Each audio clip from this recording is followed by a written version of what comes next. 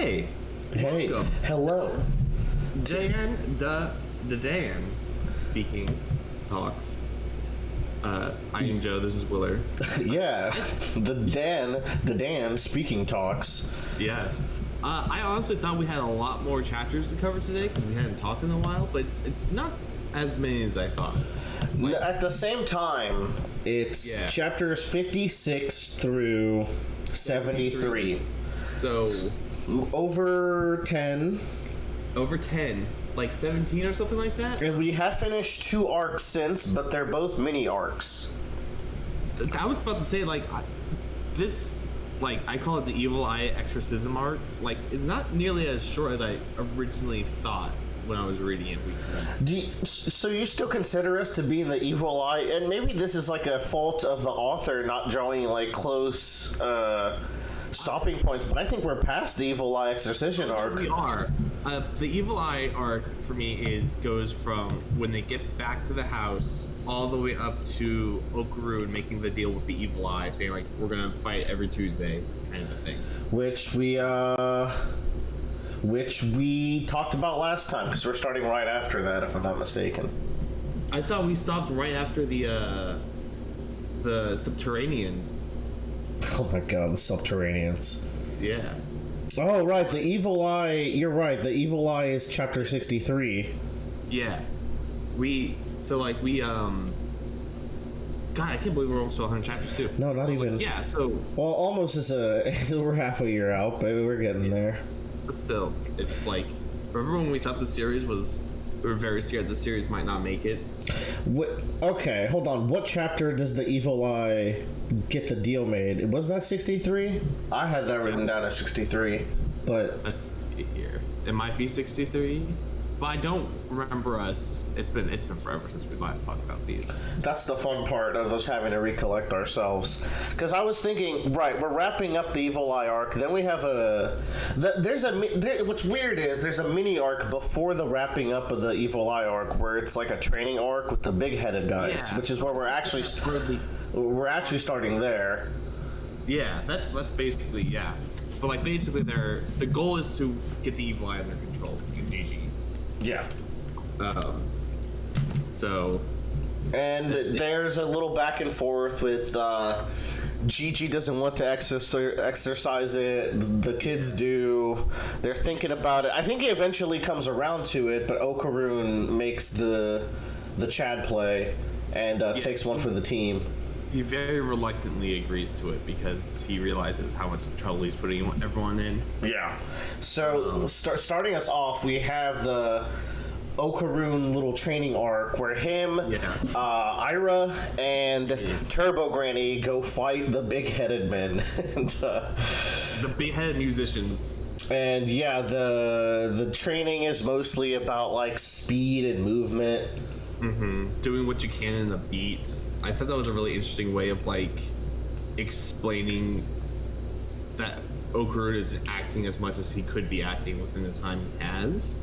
I guess, yeah. Maybe that is the full takeaway because, as far as him fighting I mean, when he does fight the Evil Eye, he does land multiple combos in a short section of time. So we do see it pay off immediately. I was just thinking more of recent times. I guess I haven't kept that in mind to see if I've seen examples of that happening recently. Yeah, it's also it's also the subtext of this is also kind of trailing off the end of Okaru being very jealous of Gigi and trying to be in his shadow. Yeah, which was a great arc. Yeah, so it's very much what I read to that is Turbo Granny has a line where she's you don't follow their music, you need to follow your own and use that beat to accomplish your goal. Yeah. Your monotonous, which I thought was a great way of being you can't just be in the shadow of Gigi, you have to move out and move and do what you want to do and make it your way there. That is a good way of looking at it. As for the actual training arc itself, I think the most memorable part for me is that's a great page that you have right there as they're moving within the beat, but also the KO of the head banging looks so good. Right here. What a wacky ass series. It was weird. I love how you can see Turbo Granny like barely hanging on, then scrambling back up and just like going along with it. It goes without saying that the art is phenomenal. Oh yeah, I was going through these again. I was like, holy shit! I can't believe I was reading these weekly. Yeah. So that does then lead us into Okarun wanting to take on the Evil Eye himself, which when that's revealed, that's like very hype. And Okarun's been growing as my favorite. I feel like Momo is due for like a good character moment. Like, I feel like Okarun's starting to outshine her a little bit. Granted, so we are coming off, I mean, that was also really cool for Okarun, but when she kind of saves him with the fireman thing, where she grabs all the water and puts out the volcano that is erupting, it was wild. With the intestines of the worm that they killed. Jesus. Yeah. God, we have been through so much. It's hard to talk about the plot of Dandadan sometimes because the story beats just sound so ridiculous when you put them. They all make sense and they're all like thought out. Yeah, makes sense is always a fun word, but you're right. Like, it's never completely crazy because the story's already established its tone the way it has. It's not like we're doing Araki's work in here where we're trying to like figure out what he's trying to do. It's very clear like what is happening. No, and both the art and the dialogue reinforce how straightforward some of this stuff is in a good way. Yeah. Okarun goes back and he does a juggle combo on the fucking Evil Eye. Yeah, this part was hype. So like, Okarun versus the Evil Eye has consistently been some of the best action in shonen that I've seen because it's always incredibly hype. And then he bluffs his way to victory at the very end, where he's just like, "Oh fuck, I went all out and I'm done for, but I can't keep going like this." And I think that's a great way to like tame the animal, and he has to like force the Evil Eye to work towards his beat now and not the other way around. It's manipulating the Evil Eye's kind of childish personality a little bit, which I like. It's like a child with a lot of malice, so he kind of makes a childish pact with it. And I think this is a fun way to keep GGing the story while keeping the Evil Eye as like a looming threat, because I think there will still be a turn where we might have to fight it again. Yeah, it is a good gag. He doesn't want to help anyone out, and they have to find ways to get him to help out. Yeah. Which leads us into Minecraft Alien. Yes. Oh my god. Minecraft Alien was like, oh, okay. Minecraft Alien shows up. I believe he is someone who knows the crab guy, the crab puncher man. And he fixes the house with nanotechnology. And I couldn't really tell it was Minecraft. Like, I thought it was just some weird QB alien until the shot of them fixing the house at the end of chapter 62. Yeah. And that's just one of those reveals like, hey, this whole arc was set up to do the cow joke. It's like, that's the kind of great long-term punchlines that I like from the series. It's so funny. Like, it's like this is literally just Steve.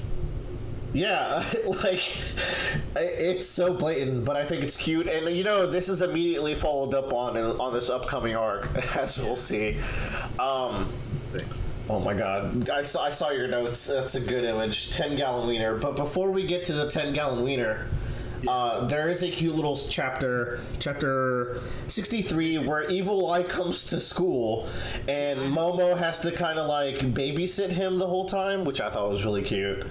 Yes, that's a really good, just like that's a good like in between. I think this is like this is like akin to those moments when we get like there's like the chapter where Momo and Okarun are like, you're following them in the class, but they're constantly thinking about talking to the other about what they did today. Mm-hmm. It's a good like just slow down, getting back to normal life kind of a beat. Yeah. This is hilarious. I do like that he likes this drink. He's like, I want that drink we had. Can we do that again? I like him. Having a stupid character eat food is always really good as well. Yes. But then they find floating balls in part of the school. Now, correct me if I'm wrong, the alien doesn't have the balls. What's up? The alien doesn't actually have the balls, does it? No, I don't think so. So what was this about with the floating ball at the end of chapter 63? I don't know. But 64 is Okaroon just being incredibly popular, and the introduction to 10-gallon wiener. Now, how do we feel about this character's intro? I laughed, but I also expected him to be like a one-off character or just a random like gold character that show up again every once in a while. I did not expect it to go this way with this character. That's where I was at with this character, and I have to say I'm surprised because it does look like he's gonna be more prevalent. Yeah. In fact, like it's kind of looking like he's gonna be a party member straight up, like Ira.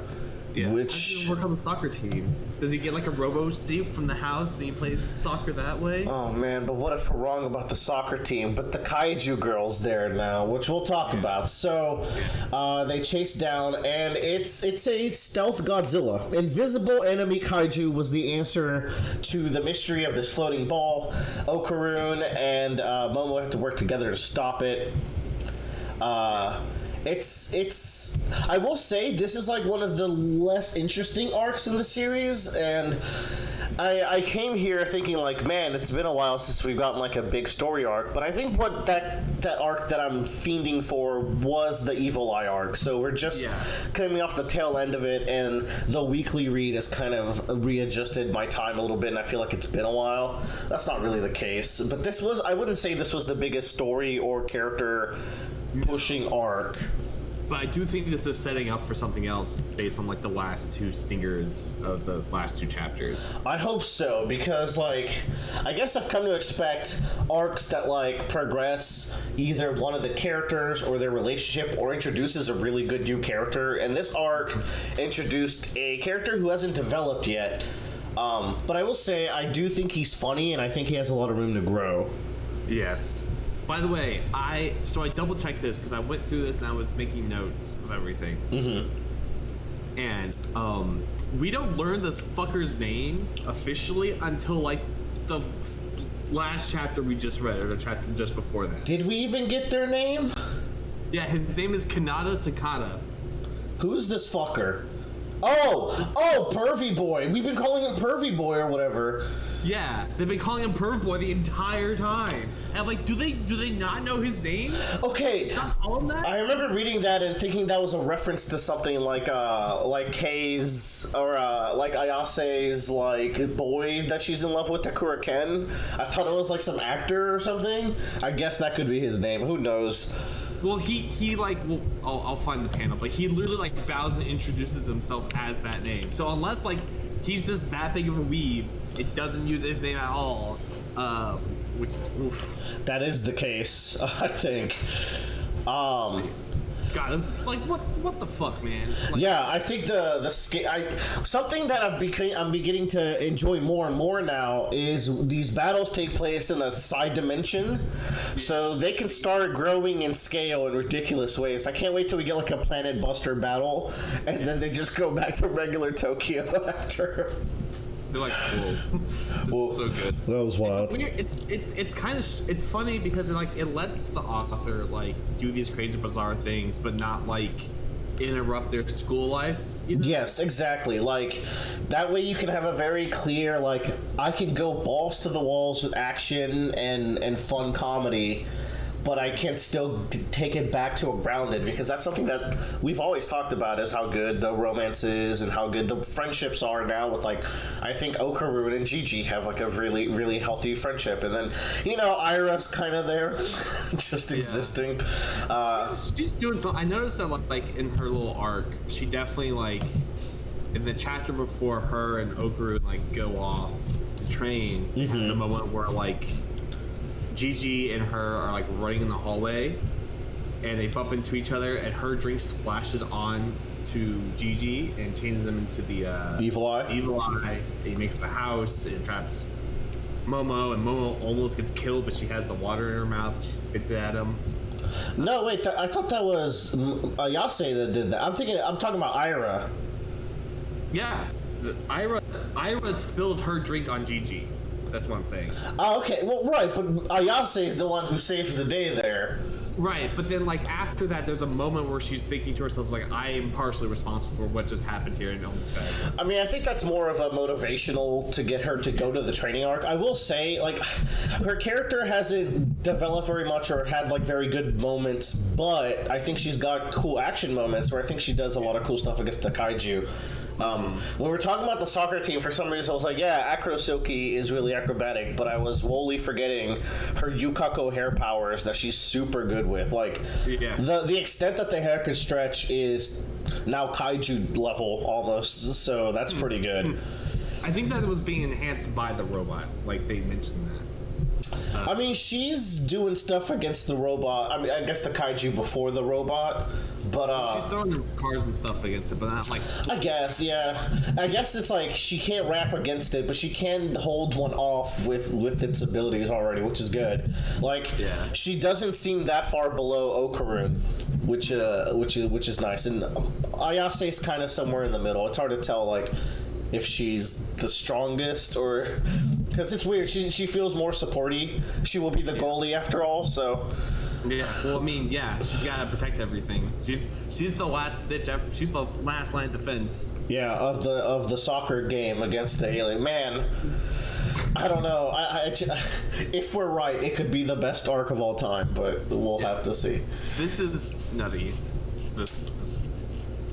Yeah, so we can get to the point. The fight is good. It's very colossal, but we do get to the point where they go back to the house, and Okarun remembers how, like, your mind can infect how these nanomachines work. So they start just dead-ass piloting a kaiju, or a giant robot. The design's great. And this is a nice way to get Pervy Boy to start helping the crew immediately. He doesn't have a power. So, do you reckon that if it seems like he's becoming a main character, will they use robot technology again?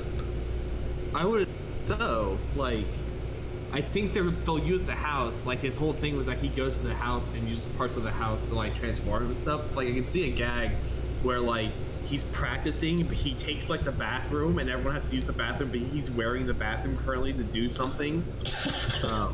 Yeah, okay. So that could work. I think, or he joins Mr. Mantis Shrimp on his farm doing whatever. Oh, just showing up every once in a while. Yeah, maybe it's just he's in the One Piece lunch with them after the arc, but so is Mantis Shrimp after their arc. So I might just be reading into nothing. I do like them having to juggle the evil eye throughout the situation. I think the kaiju fight has very impressive art. I like the evil eye actually helping a little bit to his extent, but really it's the girls that finish the fight off. Well, okay, that's not true. Like, the robot utilizes the girl's powers, and then Pervy Boy takes the credit for it, so I guess it's a team effort after all, but... I think they still, like, they tell him to stop doing stuff because they're getting sick because he's moving without their consent. Yeah, they kind of finish the fight off, like, on the ground, and that's when it gets even cooler, where the hair becomes part of the robot, wraps around the entire kaiju, and then the coolest, I think, visual of this stretch that we've read is the panels of the robot having Momo's psychic arms. And, like, building itself back together with those. I think those look super cool. And they end with a very hype, it's all about power bombs! Punching and kicking. Yeah, which is very nice, and they get to immediately leave the robot and take a very needed throw up because they just did an actual kaiju fight. So and then Perv is just crying because his dreams come true. I do like. Oh, you're on the page actually. I like that page of him like talking shit while posing. I'm like this. That's where this kid has, I think, potential. I think he plays off the crew well. Mm-hmm. I just don't want him to be like Ira, who. The other characters are more interesting than him, and then he's just not developing as much. But, I mean, maybe these are static characters, and they'll have, like, a longer-term arc. Maybe. I like how Gigi also interacts with him. Gigi just continues to be one of the best characters, like, in the story. He's probably top 3 for me. Because, super funny. He's super funny, but also really nice to everyone, even fucking weirdos like this. So I think that's I like really this sweet. panel of them carrying the fucking kaiju. I just there's something surreal and funny about this. Of like, oh, we got it. We're carrying it back home. I think that's great. Yeah, I like that the boys get knocked out. Like the two strongest people get knocked out for this fight. Right. Yeah. So it's the girls and Perv doing the job, which is great. Yeah. But the boys come in. They bring the dinosaur, and Joe, what is inside? It's Ray from Evangelion. Yeah. What the fuck, dude? And then she kisses Okaroon, which I'm not a super big fan of, like, this little plot thread. It's funny, but it's like, it's another moment of Momo getting defensive over Okaroon, and it's like not his fault, and it's like, well, we haven't established that we like each other yet, so I'm getting to the point now where I can only have so many more mishaps before I want them to I want this series to not beat around the bush, because it's pretty direct that they like each other, but it just hasn't pulled the trigger yet, and I think we should approach the pulling the trigger moment soon, because next chapter, that's what it's called. I mean, I could live waiting till chapter 100. Fucking his face in every panel where he's a gag. It's so good. The faces are so good in the series. Tyler has started reading Dandadan finally, and he's been sending up some screenshots. I was like, oh, the faces were always fantastic. Yeah. Nothing is. Yeah. So It's just pure chaos as soon as, like, the kiss happens. yeah. This is absurd. And her walking around wearing the suit is incredibly endearing. Oh, it's so cute. This is such a good panel. And then, like, Mantis Shrimp now has, like, a hidden form, which is just... We're just gonna avoid Axial GG here. Like, That is my bad. I should have written a note about Axolotl GG. he's a fucking Muppet. Oh, I love this kid so much. He deserves the world. I kind of want to make this my profile picture. That's good. Yeah, it's you're on the chopping block for a new one, I think. Yeah. That's a good one. Good. But Sakata. That's his name. yeah, what the fuck? I guess so. So okay. Oh. It is. I'm just trying to, because names are hard to keep track of in this game.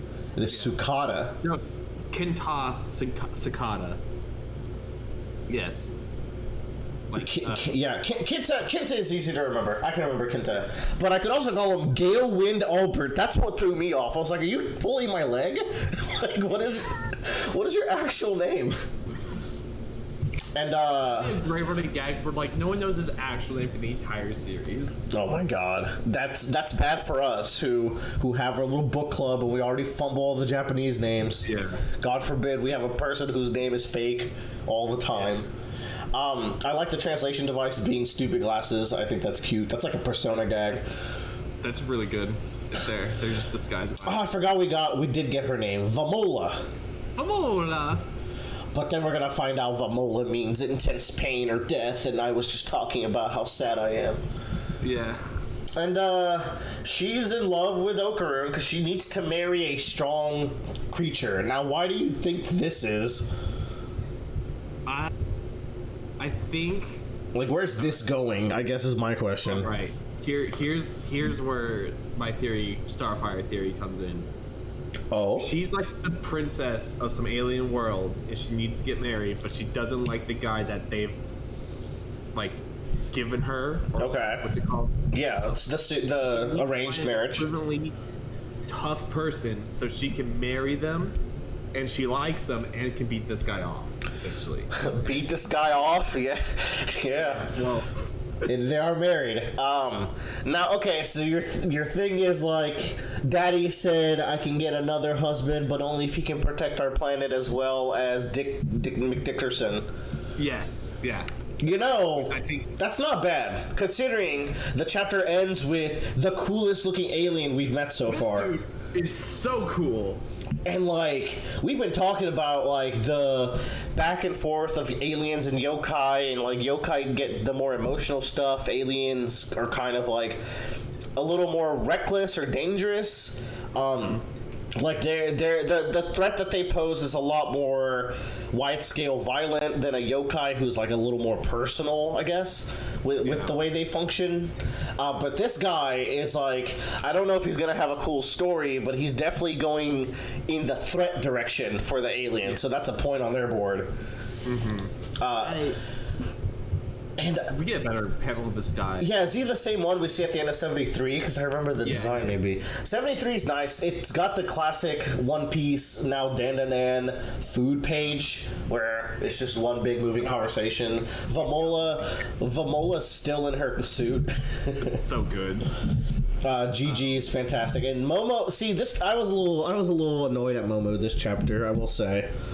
Yeah. The jealous angle, we've seen it before with Ira, and it's actually like, it's still part of Ira and Momo Ayase's relationship, so it's like, we already still have this dynamic, we can't also have it with Vamola, and I think Vamola is likely to be another party member if Kinta is going to stay a party member. Well, every time you add a male party member, you have to add a female party member. That's just how it works. I do love how the party is growing. I just hope that there's enough room for everyone. Doesn't run into like, oh, well, it could do the One Piece thing where it's like, this arc is for these characters and this arc is for these characters. 4, 5, 6, 7. We're at 8 now. We need 11. We do. Now, you're counting Granny and Turbo Granny? Two Grannies. I don't know. I think they're coaches. I think they're coaches too, and I think Mantis Shrimp is the trainer. Like, he's the guy that like gets water and like. Dude, this fan fiction we're making in my mind is so hype. Like, yeah, I can picture the training arc. It's so good. And then his son is a little mascot. So we realistically, I think, have 6. Yeah, we have 6 on our team right now. We're halfway there. 5. Yes. Or is it 12 or 11 on soccer? I believe it's 11. And one of them is the goalie, of course, which is Momo. Yeah. Yeah. So now, will Vamola be in her giant form? These are the questions that we need to know. She's like the defender, and she just like fucking like tackles people. And they're like, Vamola, you need to do this, and she goes beep, beep, beep, beep. She doesn't know how to speak English. That could be good. I will say Ira and Momo do have funny faces in this chapter, but I will give them that. I like the girls like, what the fuck, we beat her, we should marry her. That's true, yeah, like, fuck off. Yeah. I do like seeing the two girls find a common enemy in their romance, but we are getting a little harem-y, though, and that's the thing. Like, what was nice about Okaroon is that while 2 girls were fiending for him, he's just genuinely a really cool guy. But now we're adding 3. What if we get to 4 or 5? And, like, at the end of the day, we know that this is a story about Momo and Okaroon, so I don't want to dilute the pool too much. We had Gigi diluted on one side. We had I'm obviously already asking for too much because the writer's shown his hand. He does want some of the harem bullshit to be present in the story. The good thing here is that there's a very clear like, no, these two like each other kind of thing. It's never like, well, is it going to be this person or this person? Like different moments happening. Yeah, like near the end of the chapter, there's that part where like Ayase is talking to Okaroon about not trusting her, and she's being a little shit about it. Yeah. But it's cute. There's still a lot of very cute moments, and we find out that maybe this is like, I don't know where we're gonna go with this, but other people can also ride the suit. Yes. I don't know if this is what Kinta will be doing in the future, or if he's going to stay as the nanomachine mech boy, so we'll have to see. But we do see that badass alien dude is also wearing a similar suit. Yes. Which means that he's probably also a hot dude underneath there. Yeah, that's what I'm thinking. Like, that's why I'm like, yeah, this is like a bachelor or like a husband that's been set up for her, and he's trying to hunt her down. Yeah. I think you might be onto something, and this is going to be a nice Joe W, if you're right. Yeah. Now, I'm trying to figure out, is the background other, like, creatures, or is that burning something? I think these are his goons. It looks intimidating if those are goons, but it looks like there's fire, too. Yeah, this looks like a building over here. You can see my screen and my mouse, right? Yes. okay, this looks like a building over here, but this looks like a robot head. Exactly. But like, so it could literally be anything. Now that's a subterranean, right? That was the stinger of the last Alien arc. No, these are the aliens. This is the aliens' true form. Right? Yeah, the ones with the dicks. Yeah. The subterraneans look like they're accordions. that's right. God, that's fucking nutty. Yeah, that's just a thing that exists. Yeah. Don't forget of it. Soccer tournament arc. Like, they're just like the fate of the planet. Ooh, it could be a 4-way. Team Subterraneans, Team Alien 2. They're hard because you were under the opinion that the subterraneans don't count as the aliens, and there's something like that just comes from the Earth, which is interesting. Yeah. Like, but they weren't brought up in the yokai alien dynamics, you know. I think they're a weird like middle ground where it's like because they were doing the yokai ritual stuff in the house, but they also very much had this big giant worm. Yes. So, I don't know. Yeah. Well, that brings us to a nice 30 minutes. Joe, what are your hopes for this upcoming arc with the Alien Bride? I guess that we're going to call it the Vamola Alien Bride arc. Yeah. I'm hoping we get. We obviously need to see more of what Mola can do, but I'm hoping that she can actually just talk by the end of it, and there's some more explanation. True. As funny as the gag would be if she can't be translated, I hope they get a proper translator for her. Yeah. Or something that like is a more like efficient communication. It doesn't need to be perfect, but just something that like she can reliably communicate to the party and still be enough of a gap so there's enough gags there, you know? Yeah, if they just buff, like, if they give her, like, a ring or something, and you can remove... Something that can be removed for gags and during fights, I think that'd be cool. I'd like this GG trickster to give him the thumbs up so he can jump in the suit.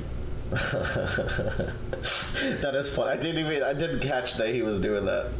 And then she's mad, she's like, no, wait, don't jump. Whoa! Whoa! I thought she was like cheering him on. No, yeah, she's worried. That is funny. GG, you're the best. My hopes for this upcoming arc is that, like the GG arc before it, while it does wrinkle the main romance of the story, it does progress it by the end of it, which is what happened with GG. Like, it always gets reinforced. And I hope that either GG, Ira, or Kinta get some good character moments, or at least cool feats from this upcoming fight. Now, Willer, I'm going to ask this at the top of the show, but did you think going into this series we'd be at this point, or like this would be happening or on the plate? Like, what, an alien from outer space marrying Okaru? No. I mean, like, the kaiju battle, the subterranean, the big head musicians for one. No, I think we're far past anything. Like, do we want to try to predict the next big thing? Because it's getting really difficult. Like, the thing is like, he likes jumping around, like...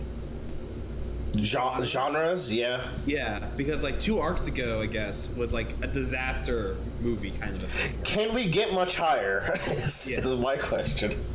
Yeah, like, so he has the sports genre at one point, which I think is why our soccer thing is the penultimate, is like the ultimate goal. But I think, you know, what else could he potentially hit with this? I think after kaiju and giant robot, like you nothing short of a planetary beast.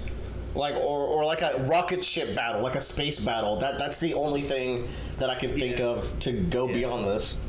Well, we have to go. We're gonna have to go yokai, like full yokai next after this arc, I think too, because it's been a while since we've had an actual like ghost. Yokai is trickier to predict because, well, I mean the big head guys were ghosts, but there were many. That was a very mini arc. Yeah, that's true. The big head guys.